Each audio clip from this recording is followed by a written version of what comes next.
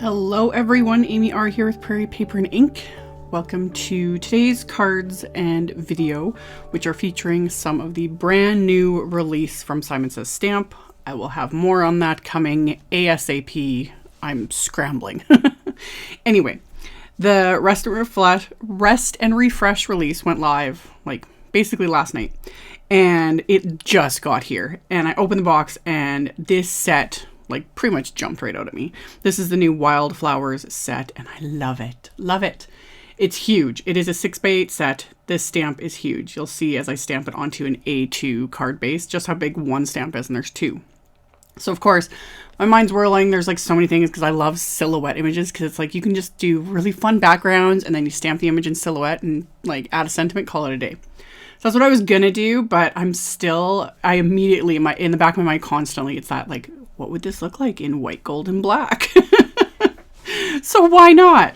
Plus, usually this is something I don't do with silhouette images because it's just kind of habit to do them, stamp them in black. So then I was like, well, how would these look in gold?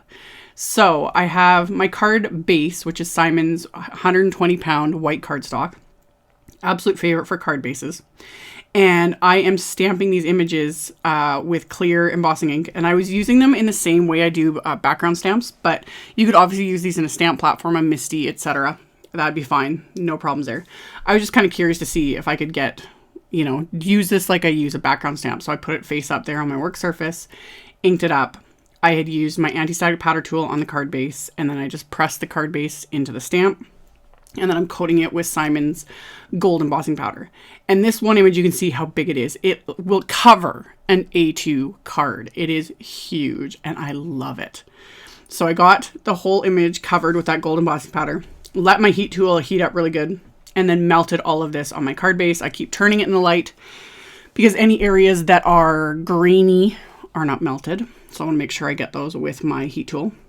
And of course I can't do one, I have to do both because there's the two images, and I was curious how because they're both different.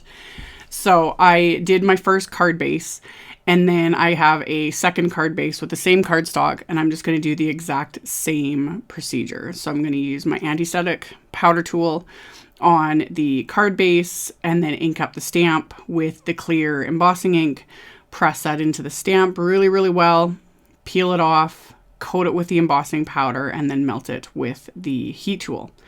And honestly, this is almost one of those images you could almost just leave it, like not even add a sentiment, anything. Again, like I don't know what it is with me and the whole gold and black and white thing, but I'm always like card sets. But really, like you could do a bunch of these, and not even include sentiments. I think the detail and everything, it's just one of those ones where it's like, it's just classic, and it could be any occasion. You could still stamp the inside like I do later and all that, but I would totally love to do a set of these, no sentiments, nothing, just the embossing, and then you can write whatever you want, use it for whatever occasion, etc. It'd be perfect. So, like I said, you can stamp the inside if you want or don't. I wanted to stamp the insides, so I'm actually using Simon's. This is black dye ink. And my stamps still have a little bit of like Versamark residue on them, which is perfect because these are huge images.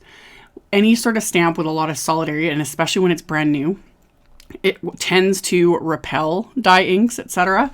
It needs to be conditioned a bit. And using like a Versamark or a clear embossing ink, stamping it off, it just kind of helps condition that surface so you get a good impression. So I am using this black dye ink, and yes, I'm stamping the insides of these cards with the black dye ink, so it's kind of taking up the inside of the card. With these though, my plan is when I write to the recipient, I'm going to use a gold gel pen so I can write over that black and it will show up. And I will link to the gel pen. I forgot to the last time I mentioned it, but it will be linked with the supplies because I get a lot of people asking which gold gel pen I prefer. And the one I have in the supplies, my absolute favorite. I don't use it very often, and yet it's never clogged on me. It is perfect. I highly recommend it. I also use it to like address envelopes and stuff. It's just, it's good. I'll also link to my favorite white gel pen because I have preferences. So those will be linked with supplies. Anywho, stamp the insides with that black ink. And then for these, I did do sentiments. I pulled out, this is the Script Thanks Wafer die from Simon. It does have an outline, but I'm only using the word. And I ran strips of black cardstock and black glitter cardstock through my little Xyron X machine so that all the cardstock has adhesive on the back of it. And then I'm going to stack these together. So I'm going to have 2 layers of just the black cardstock sentiment. And then I'm going to top that with the black glitter cardstock sentiment. So using the Xyron just made it a lot easier, especially with a sentiment like this. It's a little finicky because it's a little thinner. So then this way it was quick and easy to stack all of these layers together. And then once they're stacked, I can just peel off the backing. And normally I would stick this like flat to the card, but because I'm adhering this over that heat embossing, this will stick, but it won't stick as well. So I wanted to ensure that it doesn't come off. So I just added some multi-medium matte adhesive to the back of the sentiment and then popped it on top of that gold embossed image. And I did that with both cards. So I have my little stacked sentiments, and then I just put acrylic blocks on top of them to let that adhesive fully dry so that it adheres to that gold embossing. So I got that adhered. And then for my remaining sentiments, this is the new Say It All Friend stamp set.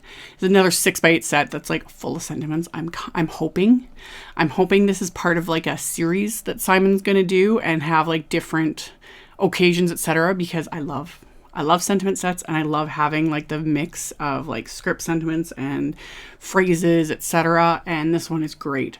So what I decided to do was stamp the small sentiment just onto some white cardstock, and I'm using that Delicata gold ink, and just kind of lining it up here on my stamp platform and then stamping it. So this way I can trim it down in a minute.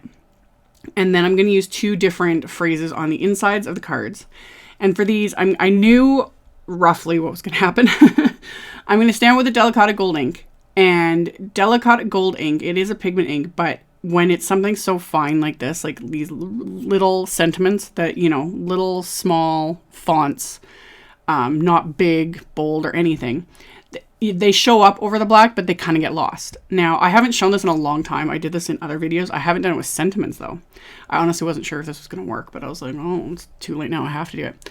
I like to add perfect pearls, like gold perfect pearls over the Delicata gold, because it makes it takes it from like, oh, this is pretty, to holy wow. It almost makes it look foiled in a way.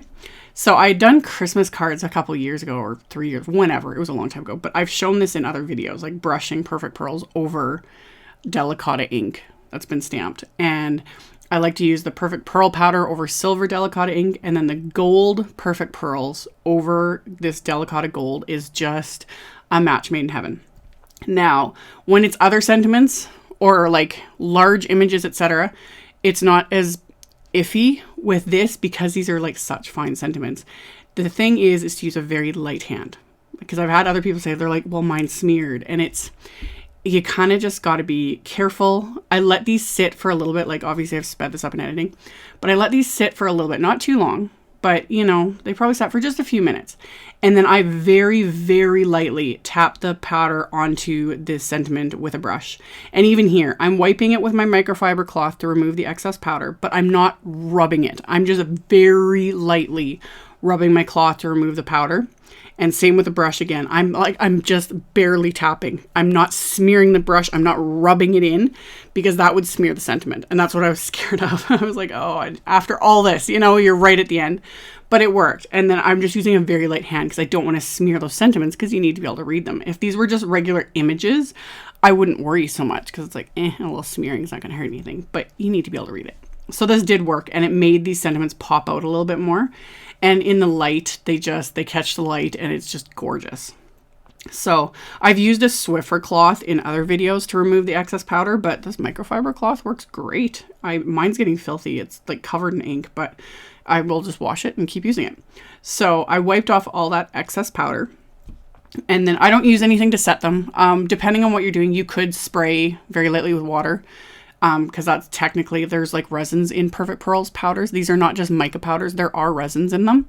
But I've never had a problem with something like this. Like, if you're going to sit there and like rub your fingers over it, yeah, it'll probably smear down the road. But if someone's going to do that, after I've already given them the card, if they're going to sit there and smear, well, that's on them. I'm not going to be concerned about it. When it leaves my hands, it looks good. When I send it out, it looks good. It stays. It doesn't just fall off. I'm not too concerned about it, but I do get asked that. So yes, if it was like if I'd done these wildflower images with the Delicata and the Perfect Pearls, I probably would have sprayed them to, just to set that powder. But even then, usually it's fine. You know, if the person who receives the card wants to try, attempt to destroy it after, well, again, whatever. I've done my part.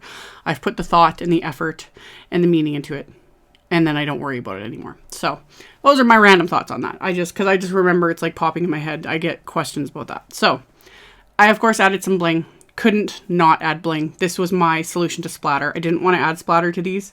I actually attempted it on a scrap piece and I didn't like how it looked. So instead I pulled out, these are some Studio Katia crystals in iridescent clear, black, and gold. And I just kind of sprinkled them on the card front and then adhered them with some craft tacky glue. And then as a final touch to finish these off, I wanted to stamp the envelopes as well because I was going to pair these with black envelopes. And rather than leave the envelopes plain, I was like, ooh, these look good, stamped in gold on the black envelopes. So same thing though. Because these are on the envelopes, I will either write the addresses in with a white gel pen because it needs to be legible. Or if it is a real concern, I would just use like a white mailing label and then have like that, adhere that over the images on the envelope just to make sure the address is clear. But most likely I will just do it with a white gel pen and just, you know, make sure that the address is clearly legible, easy to read, etc. And again, I will link to my favorite like bold white gel pen. So yeah, I did the same thing. I inked up these stamps with the Delicata Golden Glitz ink and then brought my envelope to the stamp, rubbed it really good and got these stamped and then just left it. I didn't add the perfect pearls to the envelopes just because like that is because, you know, going through the mailing process and the machines and traveling, that would come off in a sense. So I just left that but it just gave it that extra something. So that's my video for today. I will have the supply list, like I said, with links to everything. I'll have a link to the new release. Stay tuned. There is a ton of videos coming over the next couple days. I'm like I said, I'm scrambling. So I will have links and more videos and posts and giveaways and all kinds of stuff going on. So you can check that out below if you're interested. Thank you guys so much for watching, and I'll see you very soon in the next video. Bye.